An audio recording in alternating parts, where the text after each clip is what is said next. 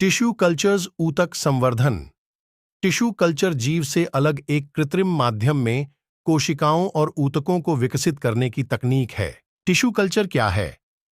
Tissue culture एक ऐसी तकनीक है जिसमें पौधों के टुकड़ों को कल्चर किया जाता है और प्रयोगशाला में उगाया जाता है। कई बार अंगों का उपयोग टिश्यू कल्चर के लिए भी किया जाता है।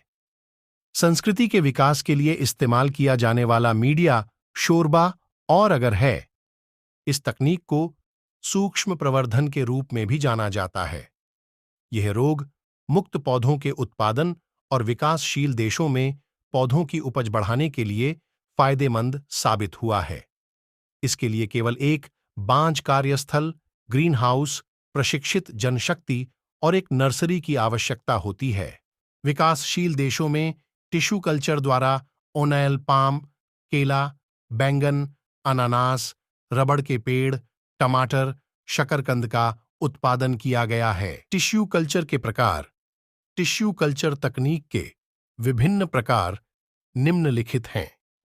Seed culture. इस कल्चर में एक्सप्लांट्स इन विट्रो व्युत्पन्न पौधे से प्राप्त किए जाते हैं और एक प्रयोगशाला में पेश किए जाते हैं जहां वे बढ़ते हैं। टिश्यू डैमेज से बचाने के लिए एक्सप्लांट को कीटाणुरहित करना चाहिए। Embryo culture. इसमें भ्रूण का इन विट्रो विकास शामिल है। इसके लिए एक भ्रूण को एक जीवित जीव से अलग किया जाता है। प्रक्रिया में एक परिपक्व या अपरिपक्व भ्रूण दोनों का उपयोग किया जा सकता है। पके बीजों से परिपक्व भ्रूण प्राप्त किए जा सकते हैं। अपरिपक्व भ्रूण उन बीजों से प्राप्त किए जाते हैं जो अंकुरित नहीं हो पाते। बीजांड, बीज या फल पहले से ही कीटाणुरहित होते हैं, इसलिए उन्हें फिर से कीटाणुरहित करने की आवश्यकता नहीं होती है। Callus culture. कैलस कोशिकाओं का एक असंगठित विभाजित द्रव्यमान है।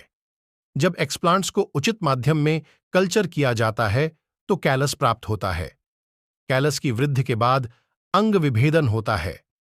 संस्कृति को जेल जैसे माध्यम पर अगर और कोशिकाओं के विकास के लिए आवश्यक विशिष्ट पोषक तत्वों से बनाया जाता है। Organ culture.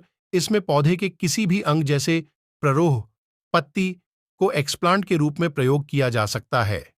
ऑनर्गन कल्चर के लिए कई तरीकों का इस्तेमाल किया जा सकता है, जैसे प्लाज्मा क्लॉट विधि, बेड़ा विधि, ग्रिड विधि और पीपीए अगर जेल विधि।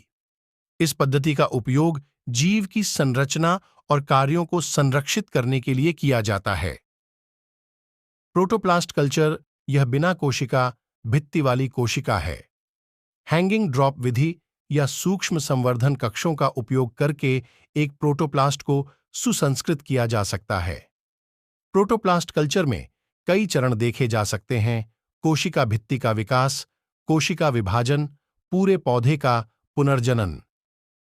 Tissue culture steps. ऊतक संवर्धन के चरण नीचे दिए गए हैं। Initiation phase. इस स्तर पर ऊतक को संस्कृति में शुरू किया जाता है। किसी भी संदूषण से प्रक्रिया को रोकने के लिए रुचि के ऊतक को प्राप्त किया जाता है, पेश किया जाता है और निष्फल किया जाता है। गुणन चरण। Multiplication step. इस चरण में स्टेराइल एक्सप्लोरर को ग्रोथ रेगुलेटर्स और उपयुक्त पोषक तत्वों से बने माध्यम में पेश किया जाता है। वे कोशिकाओं के गुणन के लिए जिम्मेदार हैं। कोशिकाओं के इस अविभाजित द्रव्यमान को कैलस के रूप में जाना जाता है। Root formation. जड़ें बनने लगती हैं।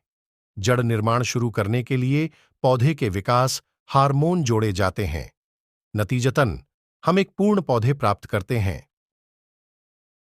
Shoot formation. शूट के निर्माण के लिए पौधे के विकास हार्मोन जोड़े जाते हैं और 1 सप्ताह तक वृद्धि देखी जाती है।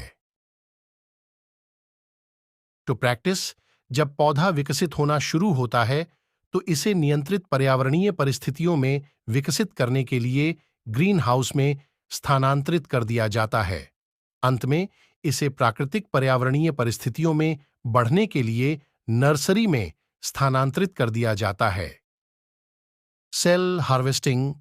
सेल हार्वेस्टिंग एक महत्वपूर्ण यूनिट ऑपरेशन है जिसमें सेल, मलबे और अन्य घुलनशील और अघुलनशील अशुद्धियों को हटाना शामिल है, जो बाद के क्रोमैटोग्राफिक पृथक्करण प्रक्रियाओं के लिए हानिकारक हैं।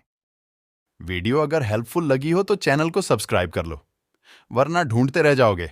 मिलेंगे एक नए वीडियो के साथ। Thank you.